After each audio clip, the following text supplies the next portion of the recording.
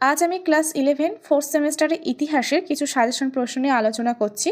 আমাকে একজন কমেন্ট করেছিলে যে ম্যাম সাজেশন প্রশ্নগুলো কোন অধ্যায়ের মধ্যে পড়ছে সেটা বলে দিলে তোমাদের বুঝতে সুবিধা হয়। প্রথমে আমি 3 ও 4 নম্বর প্রশ্ন নিয়ে আলোচনা করছি। দেখে নাও তৃতীয় অধ্যায় থেকে কি কি প্রশ্ন আছে।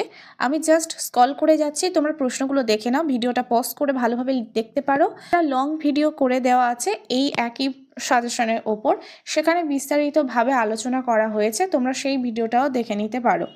ক্লাস 12 4th সেমেস্টার বলে যে হিস্ট্রি প্লে লিস্টটা করা আছে, সেখানে গেলেই তোমরা এটা পেয়ে যাবে। এছাড়াও প্রত্যেকটা অধ্যায় ধরে ধরে সাজেশন প্রশ্ন দেওয়া আছে।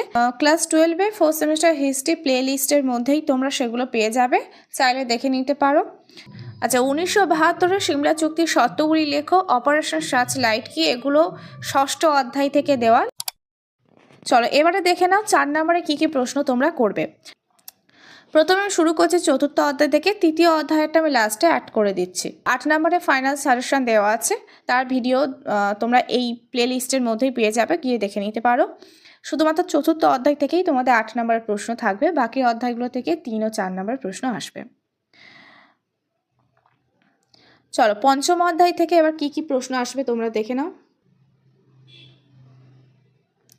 ষষ্ঠ অধ্যায় থেকে কি কি প্রশ্ন আসবে দেখে নাও।